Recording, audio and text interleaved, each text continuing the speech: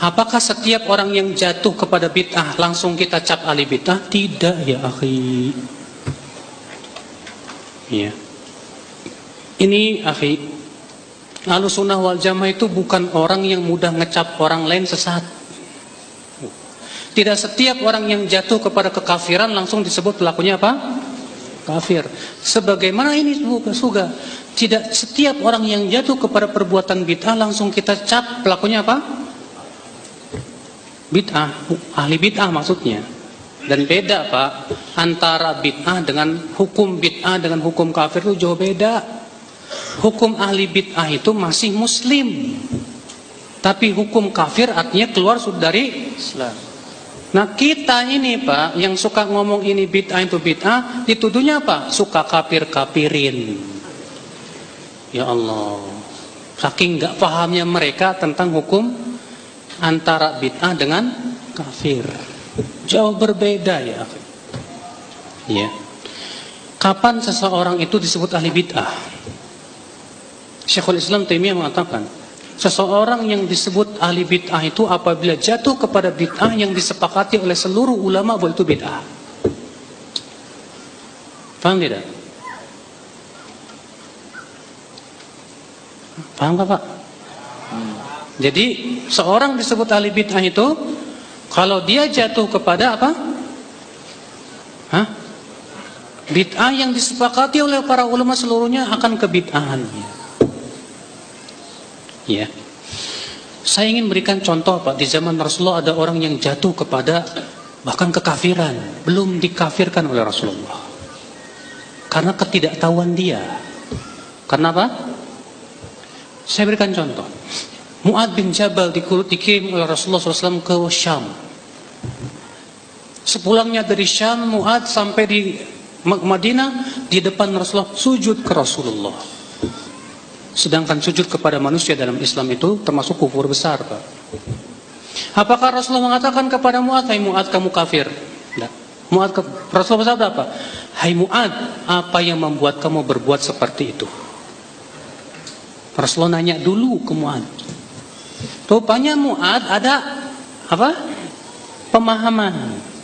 Kata Mu'ad apa? Hai Rasulullah, aku melihat di Syam orang-orang ahli kitab sujud kepada pendeta mereka, dan aku berpikir kita kaum muslimin lebih berhak untuk sujud kepada Rasulullah.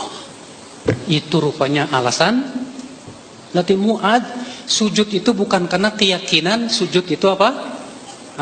Boleh sujud kepada, tapi karena apa? Ada syubhat. Ada apa namanya? Ada syubhat. Maka Rasulullah pun menghilangkan dulu syubhatnya. Apa kata Rasulullah? Mu'ad, kalau aku perintahkan seseorang untuk sujud kepada orang lain, aku akan perintahkan seorang istri sujud ke suaminya.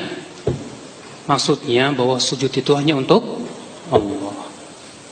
Dihilangkan dulu. Gak paham. Banyak orang Pak jatuh kepada bid'ah karena ada syubhat pemikiran.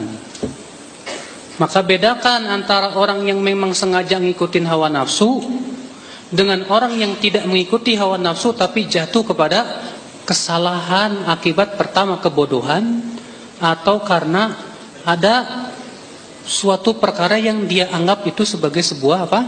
Dalil dan hujah, padahal bukan sebetulnya. Maka harus dihilangkan dulu Pak. Makanya Syekhul Islam Taimiyah mengatakan apa? Tidak boleh seseorang dikafirkan akibat kesalahan sampai ditegakkan dulu hujah atau dihilangkan darinya syubhatnya. Begitu Pak. Jadinya kita ini Pak di zaman sekarang jangan lebih semangat memvonis, tapi semangatlah untuk mendakwahi, menegakkan hujah. Naam ya akhwal Islam. Iya. Udah gitu Pak, zaman sekarang ada lagi pemahaman begini, itu orang main bid'ahin aja ya, itu pengadilan akhirat kali. Pengadilan akhirat. Jadi dia menganggap Pak, kalau kita mencap itu bid'ah berarti pelakunya pasti neraka. Ini salah besar Pak. Semua ahlu sunnah, semua ulama sepakat tidak boleh memastikan seseorang dari ahli kiblat sebagai penduduk surga atau neraka sampai kita yakin dia mati di atas apa. Iya. Bahkan Ibnu Taimiyah berkata apa? Orang yang terancam masuk neraka akibat kebid'ahan atau maksiat, terkadang di hari kiamat tidak jadi masuk neraka. Kenapa? Bisa jadi karena adanya taubat, kita tidak tahu. Atau dikarenakan adanya hasanat, kebaikan yang luar biasa besar. Atau bisa jadi karena kan dia ditimpa musibah yang berat, sehingga Allah gugurkan dosa-dosanya. Atau dia dapat syafaat. Iya. Paham tidak Pak? Ini keyakinan Ahlussunnah Pak. Makanya kalau ada orang bilang, itu orang suka ngebid'ahin berarti neraka dong. Kita jadi dianggap penduduk api neraka semua. Ini sebetulnya sengaja mereka ucapkan itu untuk memprovokasi aja Pak. Kita ketika menghukumi suatu perkara itu bid'ah, tidak sama sekali konsekuensinya pelakunya pasti ahli bid'ah. Ini yang pertama. Apalagi untuk memastikan pelakunya neraka, ini lebih jauh lagi. Itulah akibat daripada kurang ilmu Pak. Kurang apa?